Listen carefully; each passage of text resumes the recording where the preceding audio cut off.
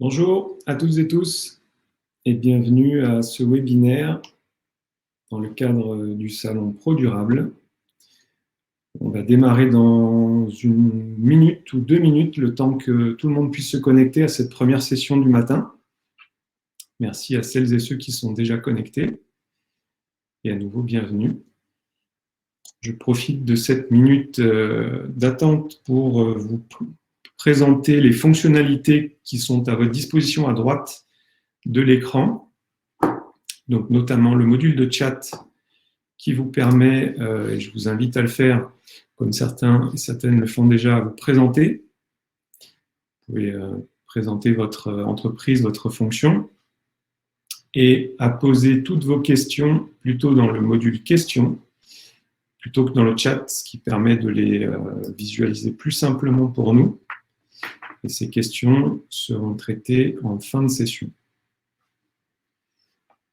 Voilà, je rappellerai ces informations tout à l'heure pour que les retardataires puissent aussi poser leurs questions.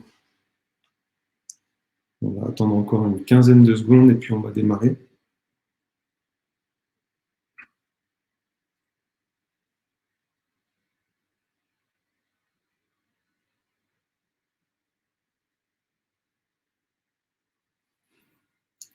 Ok, on y va.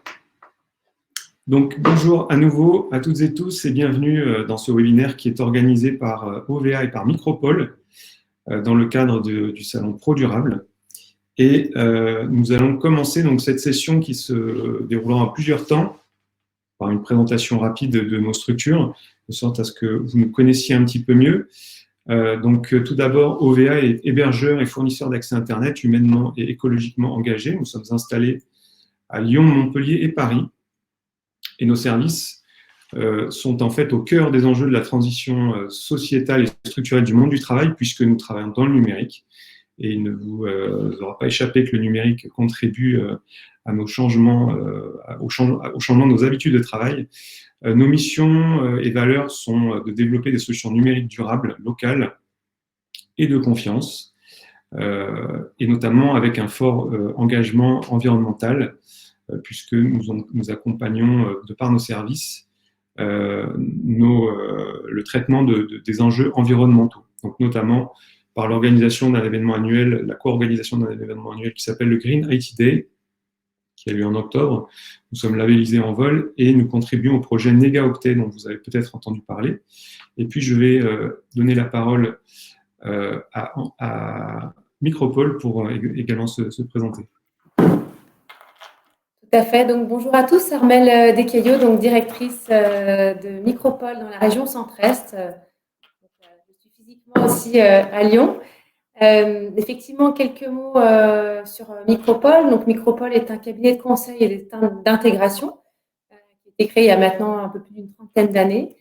Donc, on est des experts à la fois sur la data et le digital. Aujourd'hui, Micropole, c'est près de 1250 innovative people. C'est comme ça qu'on appelle nos consultants, à la fois en Europe et également en Chine. Voilà, c'est près de 16 agences, 850 consultants en France et effectivement de nombreux partenariats dans l'écosystème à la fois digital et puis data. Micropole, on travaille donc sur 3 univers, on va dire 3 grands univers. L'univers, donc tout ce qu'on appelle digital business, donc toute la partie expérience client, e-commerce, relations clients. L'univers aussi, donc Cloud Acceleration, où on travaille notamment sur la transformation autour du cloud et un autre univers plutôt dédié conseil. Voilà. Près de 114 millions d'euros de chiffre d'affaires et donc on a plusieurs belles agences en région, notamment à Lyon. Micropole, effectivement, et la partie, je dirais, sobriété numérique. Donc, on s'engage pour la planète avec Planet Care. On a effectivement signé l'initiative Planet Care il y a quelques temps et on adhère donc au Pacte des Nations Unies à travers le programme Global Compact. Voilà, on s'est fixé plusieurs objectifs. Donc, effectivement, limiter notre impact sur l'environnement. Donc, il y a pas mal d'initiatives en interne et puis en externe. Développer aussi des offres qui sont accessibles à tous. Donc, ça, c'était quelque chose qui était cher pour le groupe. bien sûr utiliser des pratiques numériques éthiques et responsables. On a aussi toutes de petites astuces qu'on développera un petit peu après aussi dans la partie co-conception. Et puis voilà, favoriser l'émergence de nouveaux comportements et valeurs. Donc voilà, on a entrepris cette démarche il y a quelques temps et on l'a pris conscience, on s'est mobilisé. Maintenant, on s'engage et puis là, on est dans un processus aussi de formation, de sensibilisation. On a même entrepris des formations certifiantes sur le green IT, etc. pour un certain nombre de nos collaborateurs. Voilà, je laisse la main pour la suite. Merci. On avait quelques petites difficultés à vous entendre. J'espère que le message est passé. On va enchaîner tout de suite avec un constat, enfin quelques constats, puisque ça permet de planter le décor et de savoir de quoi on parle. Donc le numérique est un outil formidable au cœur de la relance économique en tant que levier pour réduire son impact écologique notamment, puisque les technologies permettent de réduire l'impact environnemental, tout en restant vigilant sur les effets rebonds, puisque le numérique peut aussi entraîner un accroissement des usages et donc un impact plus fort. Le numérique est aussi un levier économique et social pour la croissance, les emplois, la productivité notamment. C'est un secteur qui a tiré l'économie en 2020 avec la crise sanitaire. Et le numérique, avec la situation que nous vivons actuellement, va s'amplifier forcément par des pratiques qui vont durablement s'installer comme le télétravail et la visio. Le numérique est un secteur en croissance permanente. C'est un des secteurs qui continue de croître fortement malgré la situation actuelle. En France, le numérique a forcément donc des impacts sur l'environnement, c'est l'objet de ce webinaire. 2% des émissions de gaz à effet de serre sont estimées en France et 7% en 2040, donc ça montre bien l'accroissement de cette situation. À l'échelle mondiale, c'est 8% de croissance par an des gaz à effet de serre. Alors c'est plus fort aux États-Unis, on pourra comprendre tout à l'heure pourquoi, notamment l'énergie qui est moins verte, entre guillemets, que l'énergie en France. Salarié français, c'est 350 kg par an d'équivalent CO2 pour ses usages numériques uniquement, hein, donc pas tout le reste des impacts qu'il peut avoir par ailleurs, donc les mails, Internet, le stockage de données. D'ici 2030, le numérique, ce sera 20 à 30% de la consommation d'électricité mondiale. Et pourtant, le numérique est souvent le grand oublié des événements internationaux sur le climat, notamment les COP 21, 22, 23, 26, qui aura lieu cette année, puisque nos États considèrent que le numérique, ou en tout cas ne considèrent pas encore vraiment complètement le numérique comme étant un facteur d'impact sur l'environnement. Et donc, pour contribuer à notre engagement de réduction de 2% du CO2 par an, on peut aussi agir sur le numérique, comme tout un tas d'autres secteurs, bien entendu, comme le transport ou d'autres sujets qui ont pu être abordés lors de ce salon Pro Durable. Donc, un premier impact assez fort du fait du numérique, c'est la tension sur les ressources, donc les ressources naturelles, puisque pour produire des équipements, des smartphones, des ordinateurs, des serveurs, on extrait des métaux qui sont, cette extraction est de plus en plus coûteuse puisque les métaux sont de plus en plus profonds, de plus en plus loin, et donc de plus en plus coûteux, à la fois financièrement et pour la planète, puisque pour extraire ces ressources rares, on utilise de l'eau, on utilise de l'énergie, des machines, donc de l'énergie. Et nous arrivons aussi à une pénurie d'eau. Donc vous avez à l'écran tout ce qui est nécessaire pour fabriquer un téléphone mobile, un smartphone. Donc beaucoup d'utilisation d'eau pour fabriquer un smartphone, qui est un exemple parmi d'autres, hein, c'est souvent celui qui parle le mieux. Et ce coût des matières premières qui augmente entraîne forcément, malheureusement, des conflits politiques, de la corruption, des guerres parfois, pour aller chercher dans des pays qui souvent sont des pays moins développés, ces matières premières. Vous avez à l'écran les métaux, notamment les métaux ou les éléments naturels nécessaires pour la fabrication d'un smartphone. Et sachez qu'il faut consommer 80 fois plus d'énergie pour produire un gramme de smartphone que pour produire un gramme de voiture. Même si la comparaison peut paraître étonnante, un appareil électronique comme un smartphone est extrêmement miniaturisé. Ce sont des produits qui évoluent très très vite et donc 80 fois plus d'énergie pour produire un smartphone, c'est simplement énorme. Un smartphone fait 4 fois le tour de la Terre avant d'arriver dans votre poche. Voilà, sachez tout cela.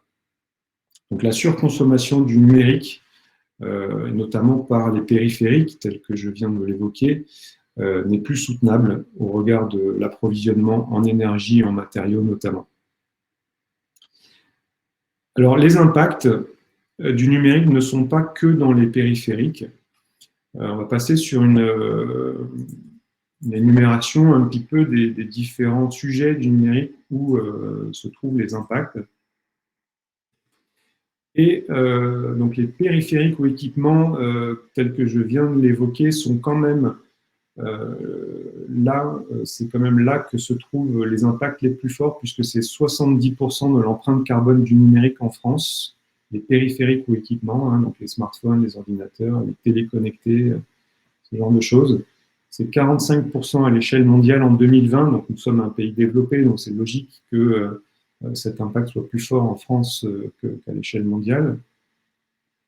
Quelques chiffres pour donner une couleur à ça. En 2019, c'est 34 milliards d'équipements pour 4 milliards d'utilisateurs. Donc, vous voyez la proportion, c'est-à-dire 8 équipements par utilisateur.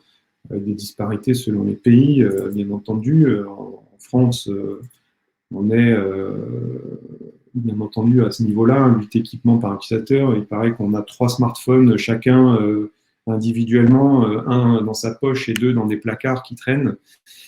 C'est 13 aux États-Unis en 2021, 13 équipements par utilisateur. C'est 1,3 équipements par personne en Afrique seulement. Donc des smartphones, c'est malheureusement l'équipement qui pollue le plus, 5,5 milliards en 2020, donc 11% de croissance par an. Nous avons tendance à renouveler nos smartphones un petit peu trop fréquemment. Le recyclage est rendu difficile des smartphones, notamment dû à leur miniaturisation, comme je le disais tout à l'heure.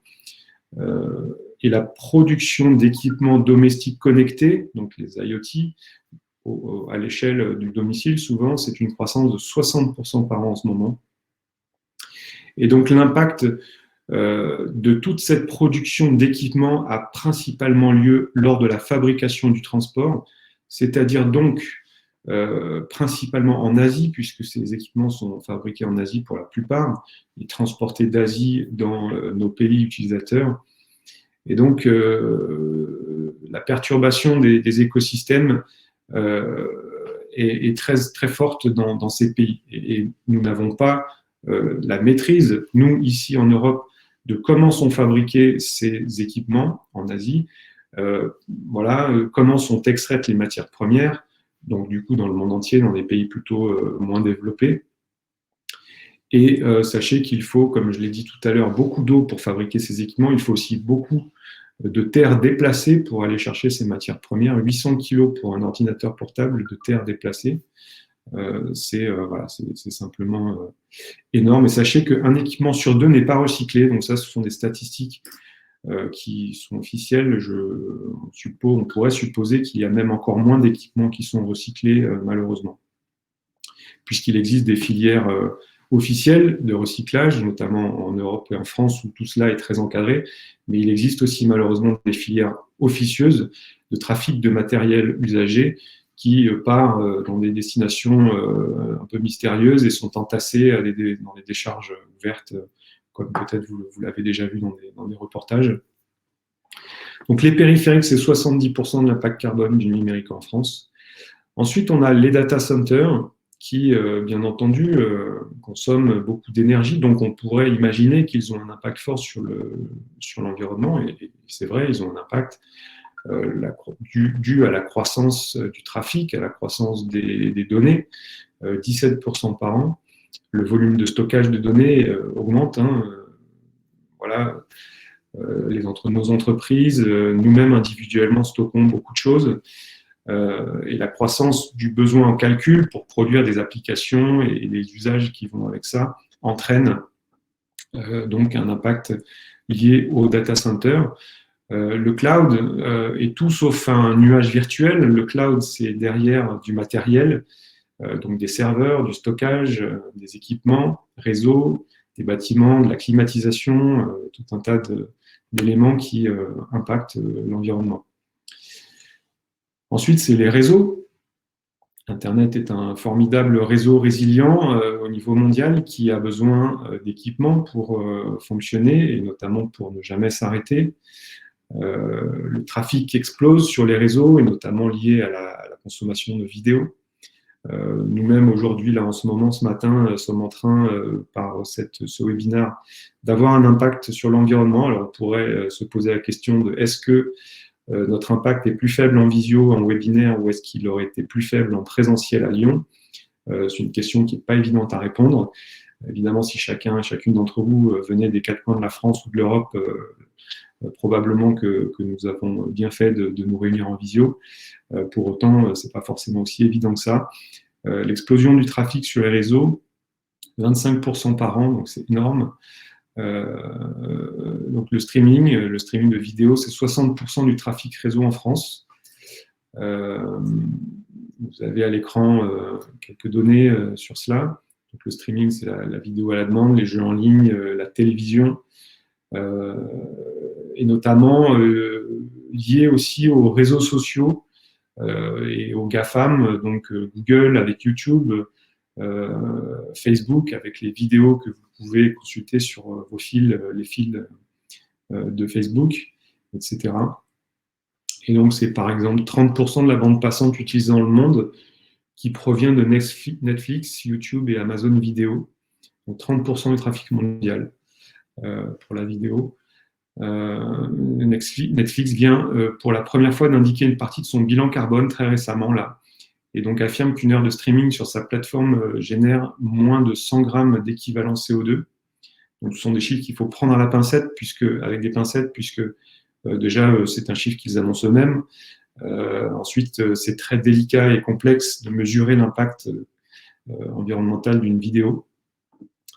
Et d'ailleurs, il y a un débat en ce moment un petit peu soutenu entre des données un petit peu historiques, anciennes, du Shift Project, qui indiquait l'impact carbone de certains services numériques et notamment de la vidéo, avec des chiffres plutôt importants et plutôt alarmants. Et plus récemment, Gilles Babinet, que vous connaissez peut-être, qui est membre du Conseil national du numérique, arrive avec des argumentations qui viennent démontrer que l'impact serait en fait un peu moindre. Tout cela est à prendre avec beaucoup de précautions et de discernement et de distance, car c'est très difficile de mesurer l'impact environnemental d'une vidéo, d'un service numérique de manière générale. Voilà, il faut prendre ces arguments avec beaucoup de distance et simplement se dire que en regardant une vidéo, on a forcément un impact. Les données sont un autre élément d'impact fort sur l'environnement, puisqu'on consomme environ 30% de plus que l'année d'avant de données chaque année. Donc voilà, on est amené à stocker des documents de plus en plus nombreux et aussi de plus en plus volumineux, parce qu'avec une qualité, on cherche une qualité plus élevée. C'est aussi le cas d'ailleurs de la vidéo. On regarde plus souvent aujourd'hui des vidéos en HD, voire même en 4K, ce qui forcément augmente la taille de ces fichiers et aussi la taille de la consommation, enfin de l'utilisation de la bande passante. Et on pourrait se dire que oui, mais les réseaux existent déjà, qu'on visualise une vidéo en HD ou en 4K ou à une résolution inférieure. Finalement, le réseau est déjà existant et on ne fait que l'utiliser, donc on ne consomme pas plus. En réalité, cette analyse est biaisée, parce que à l'échelle d'une seule personne, évidemment, c'est tout à fait vrai. Qu'on regarde une vidéo en basse qualité ou en 4K, on ne va pas consommer vraiment plus. Par contre, à l'échelle d'un pays, voire même du monde, quand on a des millions, voire des milliards de personnes qui regardent des vidéos en 4K plutôt qu'en basse définition, forcément, il faut des réseaux plus dimensionnés de façon plus importante, des équipements à renouveler puisqu'ils doivent supporter des débits supérieurs, etc. Donc forcément, on a un impact indirect. Et enfin, le dernier élément où sont les impacts, où se trouvent les impacts, c'est les usages de tout un chacun, les usages du numérique qui concernent aussi bien les loisirs que les besoins essentiels et les besoins professionnels. Et on pourrait dire que l'on est en surconsommation numérique, puisque on peut s'autoriser à dire que l'on consomme certains services qui sont inutiles et qui donc forcément ont un impact sur l'environnement. Voilà ce que je pouvais vous dire sur les impacts et la situation de ces impacts. Une bonne partie des enjeux environnementaux du numérique ne sont donc pas liés que aux usages que l'on en fait, mais en grande partie au volume de matériel construit, produit et transporté. Donc aussi bien dans son processus de fabrication, c'est-à-dire en amont de l'usage, que dans son processus de fin de vie, c'est-à-dire en aval de l'usage, donc qui sont des éléments que souvent on ne maîtrise pas très bien, mais voilà, qui sont importants de connaître. On va passer à une autre partie de ce webinaire qui va finalement nous apporter, à défaut de peut-être quelques solutions, à minima un éclairage sur des possibilités qui s'offrent à nous pour réduire notre impact environnemental. Le numérique est notre avenir, économisons-le, c'est une phrase que vous avez peut-être déjà entendue. Le numérique est une ressource qui pourrait sembler infinie. C'est pour autant une ressource qui s'épuise indirectement parce qu'elle est basée sur des ressources qui ne sont pas durables, comme les matières premières et l'eau. Donc, arrêtons de penser que le numérique est infini. Concernant donc des solutions que je vous propose, ou en tout cas qu'il est possible d'adopter ou de mettre en œuvre dans son foyer ou dans son entreprise. Concernant les périphériques, puisqu'on a vu tout à l'heure que les périphériques sont un point très fort d'impact, je vous engage à faire réparer les périphériques plutôt qu'à les jeter et à les remplacer, ainsi qu'à réemployer des périphériques qui peut-être peuvent avoir une deuxième vie, voire même une troisième vie au sein de votre organisation ou chez les tiers, puisque vous pouvez faire des dons de matériel en veillant bien à ce que les filières vers lesquelles vous faites ces dons vont réemployer vraiment ces périphériques plutôt que d'aller les transporter dans un pays pauvre qui va les entasser dans des décharges. Prolonger la durée de vie de ces matériels et notamment de son smartphone. Ne serait-ce que le prolonger de 2 ans, c'est réduire de 30% son impact sur l'environnement. Donc c'est pas anodin. Vous pouvez acheter des smartphones reconditionnés, des ordinateurs reconditionnés. Donc un smartphone reconditionné, c'est 8 kg de CO2 contre 60 kg pour un smartphone neuf. Donc il existe des filières sur Internet pour acheter des périphériques reconditionnés. Smart, par exemple, qui est une entreprise française, qui garantit d'ailleurs son matériel, malgré qu'il ait été reconditionné jusqu'à 24 mois. Donc c'est une notion d'économie circulaire, puisque le matériel a une première vie. Ensuite, il est transféré dans une filière où il va être reconditionné, donc remis à neuf presque, et puis réutilisé par quelqu'un qui va pouvoir accéder à du matériel moins cher, qui est tout à fait convenable pour l'usage qu'il en fera pendant quelques années. On peut aussi, si vous êtes dans une activité qui conçoit des périphériques, vous pouvez éco-concevoir les périphériques en vous approvisionnant en matériel sourcé de façon éthique, en évitant ce que l'on appelle l'obsolescence programmée, donc en dimensionnant correctement vos matériels. D'ailleurs, la loi désormais impose un certain nombre de choses sur ce sujet. Et d'augmenter la durée de garantie, puisque la durée de garantie en Europe est de 2 ans minimum. Je vous invite, si vous en avez le pouvoir, d'augmenter les durées de garantie des matériels que vous êtes peut-être amené à produire, ça leur permet d'avoir donc une durée de vie forcément officiellement plus longue. Et puis, donc, de manière générale, à prolonger la durée de vie des matériels. Par exemple, chez OVA, donc, nous achetons beaucoup de serveurs, puisque nous sommes hébergeurs. Nous avons prolongé la durée de vie de nos serveurs de 3 ans initialement, il y a quelques années, il y a même une dizaine d'années, à aujourd'hui 10 ans. Donc, on a réussi à multiplier par 3 la durée de vie de ces matériels, simplement en achetant différemment et puis en donnant 2 vies à ces matériels, une première vie pour la production, les services critiques, etc., et une deuxième vie pour des services moins critiques, notamment des plateformes de développement, de test. Voilà, 10 ans, c'est autant de matériel que l'on achète en moins. Donc l'impact est bien entendu fort sur l'environnement, puisqu'on va éviter de produire des serveurs, de les transporter, etc., mais aussi financièrement, puisque prolonger la durée de vie jusqu'à 10 ans, c'est autant d'achats en moins à faire. Un deuxième levier d'action que je vous propose d'explorer concerne les applications. Et je vais donner la parole à notre partenaire Micropole présent pour vous présenter les leviers possibles sur le sujet des applications. Donc, d'un point de vue application, la démarche d'éco-conception s'articule autour de 3 axes. L'application en elle-même, l'infrastructure sur laquelle on va héberger cette application, et puis le contenu qui la compose. D'un point de vue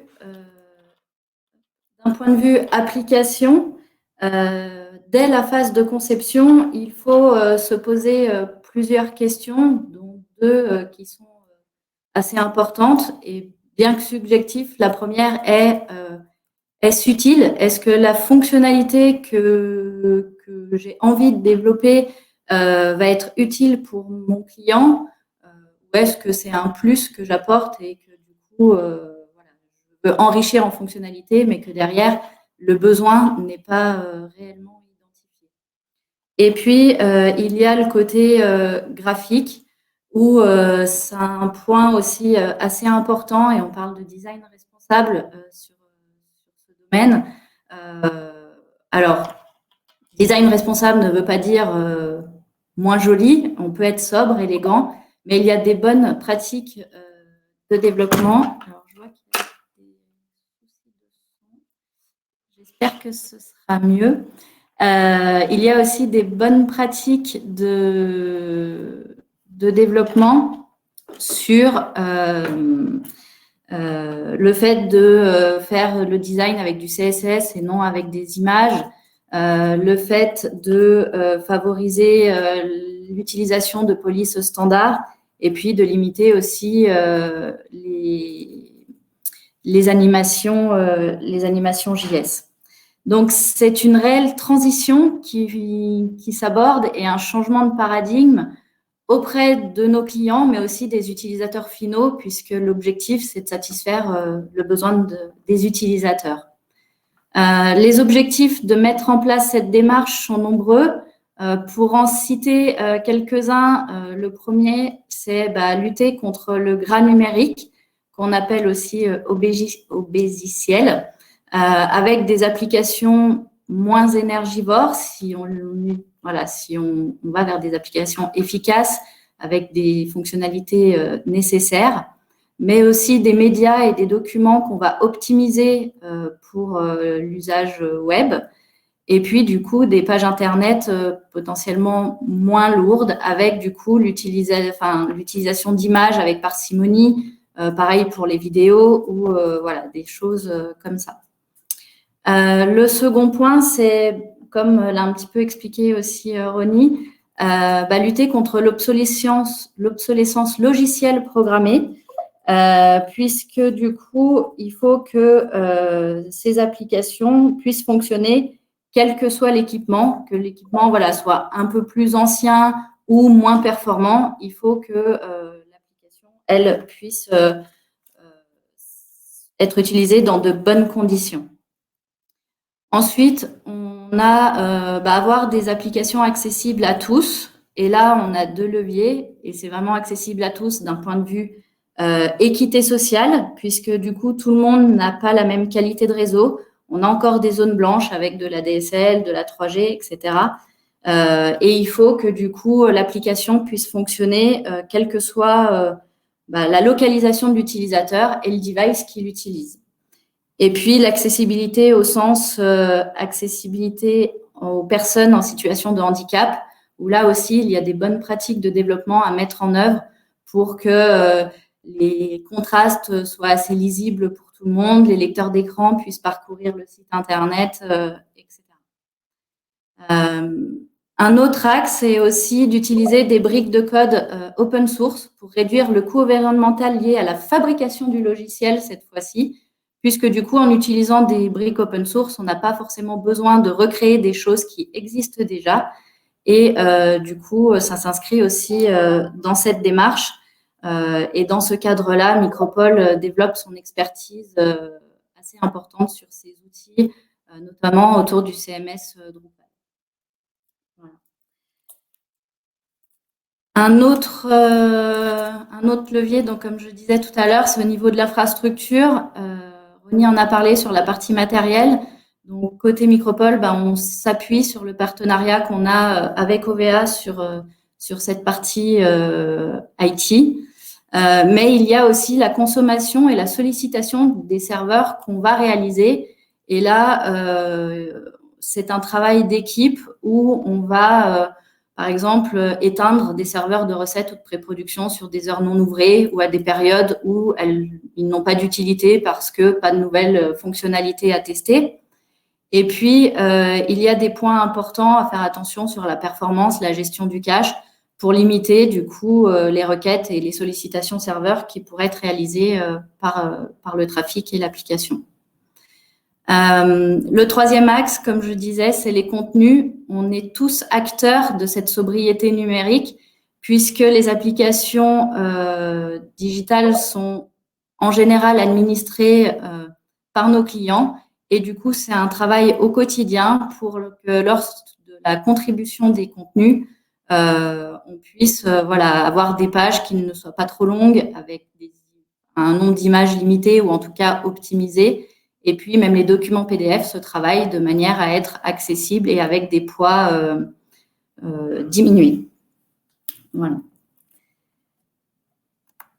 Actuellement, du coup, Micropole s'accompagne ses clients dans cette démarche, donc soit de bout en bout, donc d'un point de vue conception fonctionnelle, UX, UI, architecture et puis développement, avec la refonte des sites des Atmos, où on accompagne 6 associations de la qualité de l'air dans cette démarche sur la refonte de leur site internet en Drupal, mais aussi sur des phases d'amélioration continue pour des sites qui seraient déjà en ligne, où on apporte notre conseil et puis on mettra en œuvre ces améliorations au fur et à mesure du temps, comme ça pourra être le cas du coup avec la ville de Lyon.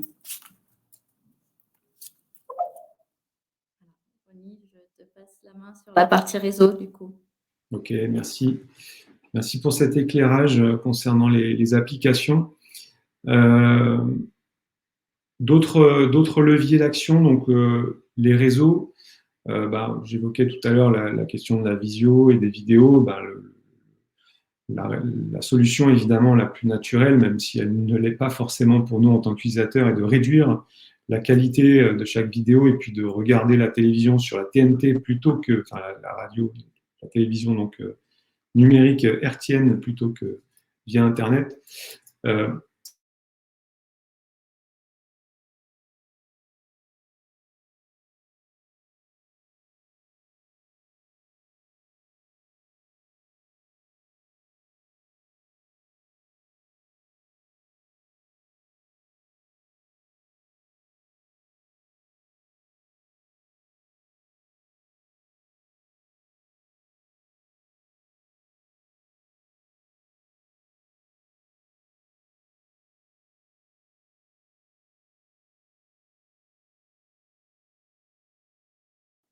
Ronnie, juste, je m'excuse, ton micro est coupé. Ok, est-ce que c'est mieux? Désolé. Oui, c'est bon, merci. Merci. Donc le mail, en réduisant le nombre de pièces jointes, en réduisant le nombre de destinataires. Certaines fois, on envoie des mails à des personnes qui n'ont pas spécialement besoin de destinataires, en évitant les pièces jointes et plutôt en mettant des pièces jointes disponibles au téléchargement, comme j'ai vu que la question s'était posée aussi sur le chat. Plutôt que d'envoyer la présentation PDF, vous pouvez a priori la télécharger directement dans l'outil Lightstorm. Trier sa boîte, ne pas conserver des mails inutiles, bon, des choses qui peuvent sembler contre-naturelles ou contre-productives, mais qui en fait sont tout à fait sensées. On utilise très très peu souvent, voire jamais, des mails qui ont 4-5 ans d'ancienneté. Marier la low-tech avec la high-tech, alors low food, slow food, c'est des choses qui vous parlent peut-être, ben là, on a la même chose dans le numérique. Par exemple, ne pas forcément systématiquement utiliser un équipement numérique ou un équipement électronique pour faire une action. Je vais prendre un exemple qui peut vous parler. Aujourd'hui, dans nos salles de réunion, s'équipent et pullulent d'écrans LCD. L'impact sur l'environnement de la fabrication et de la destruction de la fin de vie d'un écran LCD est beaucoup plus forte, d'un point de vue négatif, bien sûr, qu'un bon vieux vidéoprojecteur. Et oui, figurez-vous qu'un vidéoprojecteur a encore une longue vie devant lui parce que l'impact sur l'environnement d'un vidéoprojecteur est bien moindre, à la fois à la fabrication, à l'utilisation et en fin de vie. Donc, ils ont de beaux jours devant eux. Les requêtes Internet, ne pas forcément toujours utiliser un moteur de recherche quand vous allez chercher une information, directement taper l'URL. Bon, c'est des choses qui au quotidien ont un impact très faible, mais multiplié par le nombre d'internautes dans le monde, c'est énorme. Privilégier des sites internet qui ont de bonnes pratiques d'éco-conception, donc utiliser des moteurs de recherche qui sont plus vertueux.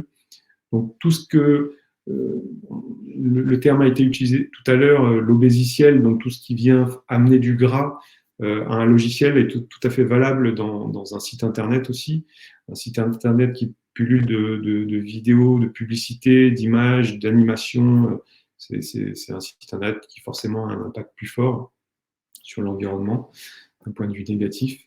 Et puis globalement, et puis c'est peut-être ce qui vous plaira le moins d'entendre, mais limiter l'usage du numérique quand c'est possible, l'usage des réseaux sociaux, l'usage de la vidéo, etc. Connectez-vous aussi à la vraie vie. Bon, je ne suis pas là pour donner des conseils de cet ordre-là, hein, c'est juste du bon sens, bien entendu. Et puis d'un point de vue des data centers, parce que c'est un sujet que je connais bien et que chez OVH on connaît bien, donc pour vous, peut-être qui êtes plutôt des utilisateurs de data centers, des utilisateurs des hébergeurs, forcément, je pense que 100% d'entre vous utilisent soit personnellement, soit professionnellement un hébergeur, ne serait-ce que pour votre messagerie. Utilisez des hébergeurs qui sont engagés pour réduire leur impact, en améliorant la durée de vie du matériel, comme je l'ai dit tout à l'heure, en mettant en place des indicateurs, en communiquant, qui vous communiquent sur leurs actions et les résultats de leurs actions. En France, on a la chance d'avoir un mix énergétique qui est très décarboné. Cependant, comme je l'ai expliqué tout à l'heure, l'impact n'est pas tant sur l'usage et donc d'autant moins sur l'électricité, mais plutôt sur les phases amont, fabrication, transport, et sur les phases aval, donc fin de vie des matériels. Donc ça, c'est des choses sur lesquelles les hébergeurs et data centers communiquent très peu. Beaucoup disent, oui, on utilise de l'énergie renouvelable, alors qu'en fait, c'est un effet très négligeable dans l'impact environnemental. Vous-même, en tant qu'utilisateur de services d'hébergement, soyez vigilants à n'utiliser que ce dont vous avez réellement besoin tout de suite. Nous, on a un slogan chez nous, juste ce qu'il faut quand il faut, de ne mettre en place des ressources que pour répondre strictement aux besoins actuels, sachant que ces ressources sont bien entendu élastiques, on peut les agrandir, les réduire au fil des besoins, mais il n'est pas nécessaire de provisionner tout de suite une grande quantité de ressources si elles ne sont pas utilisées. D'utiliser un hébergeur français et de proximité, tant qu'à faire, vous permet d'avoir une relation peut-être plus durable avec eux, et puis peut-être plus transparente aussi et plus éthique. Et puis veiller donc au volume de données que vous confiez à votre hébergeur. On va en terminer là. Il y a quelques questions qui ont été posées. Je conclurai juste en disant, avant de répondre aux questions, que la consommation d'énergie du numérique, c'est aujourd'hui en hausse de 9% par an, 9% par an. Il serait possible de la ramener à 1,5% par an en adoptant de la sobriété numérique à tous les niveaux, tels que dans les leviers qui ont été évoqués pendant cette présentation. Je vais sans transition répondre à quelques questions qui sont posées. N'hésitez pas à en poser de nouvelles dans l'onglet « Questions » qui est à droite. Pour engager la démarche dans l'entreprise, d'une solution passe-t-elle par une charte du numérique responsable? Avez-vous d'autres idées? Alors, une charte du numérique responsable, c'est évidemment une bonne idée qui est souvent, qui peut être liée d'ailleurs même à la raison d'être de l'entreprise. Enfin, sans aller jusque-là, une charte du numérique responsable, c'est un bon premier pas. Il existe des choses déjà dans ce domaine. Vous pouvez vous renseigner auprès de l'INR, l'Institut du numérique responsable, qui a beaucoup œuvré sur ce sujet. L'ADEME aussi publie, je crois que ça fait référence aussi à une autre question qui a été posée. L'ADEME publie des bonnes pratiques de l'usage du numérique responsable. Donc, c'est un guide pratique très, très factuel et intéressant et pragmatique. Donc, je vous invite à chercher dans votre moteur de recherche responsable de premier choix la publication de l'ADEME sur ce sujet. A-t-on fait une comparaison entre la solution papier et la solution numérique en termes d'empreinte carbone? Alors, c'est une très bonne question qui fait vraiment débat. Moi, je ne sais pas y répondre. Je pense que ça dépend beaucoup de l'usage, de la façon dont on imprime et de la façon dont le service numérique remplace le papier, puisque l'impact environnemental pourrait très bien être beaucoup plus fort en version numérique qu'en version papier. J'entends dire là récemment que le papier stocke le carbone, donc effectivement c'est plutôt bon, mais en même temps à la fin ce papier il a une fin de vie aussi. Donc je ne sais pas répondre à cette question qui est très presque clivante. Juste pour compléter, alors effectivement ça ne répondra pas complètement à la question, mais d'un point de vue design, il y a aussi des notions de graphisme et de marque éco-responsable. Si on prend l'exemple du M de McDo, avant il était entièrement coloré en jaune. Maintenant, il y a juste le contour du M qui est jaune et l'intérieur est blanc. Tout simplement parce que d'un point de vue impression, on utilise moins d'encre. Donc, ça rentre aussi dans les démarches d'éco-responsabilité. Donc, il y a aussi des efforts à faire, même sur les impressions. Au-delà de les supprimer, ça peut être toutes les démarches qui permettent d'avoir des polices plus fines, pour économiser. Il y a quelques questions sur la notion de mesure ou de calcul de l'impact. Donc, c'est aussi une question difficile. Je l'ai un petit peu évoqué tout à l'heure. C'est pas évident de mesurer l'impact environnemental. Il existe des outils. Je pense à EcoIndex, par exemple, qui permet de mesurer l'impact environnemental d'un site Internet. Cependant, comme c'est difficile à mesurer, le résultat est forcément un petit peu approximatif. En tout cas, on est obligé de prendre des hypothèses pour faire ces mesures. Donc, EcoIndex.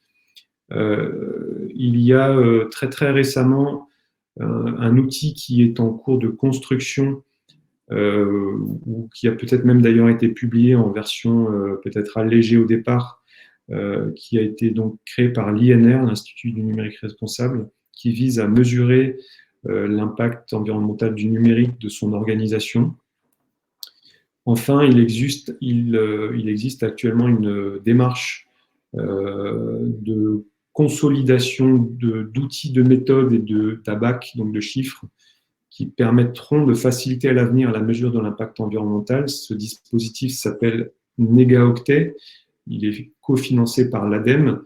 Donc, l'ADEME est un organisme gouvernemental qui a vocation à promouvoir un numérique plus sobre.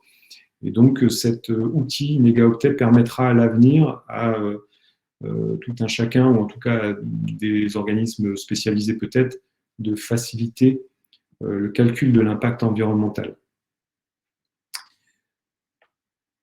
Voilà, nous sommes arrivés au terme de ce webinaire. Je vous remercie beaucoup pour votre participation. Nous avons été nombreux malgré l'heure à l'aube ce matin pour ce webinaire. Certaines questions n'ont pas pu être répondues, je m'en excuse et je vous propose, puisque après nous en avons la possibilité de vous y répondre après le webinaire par mail.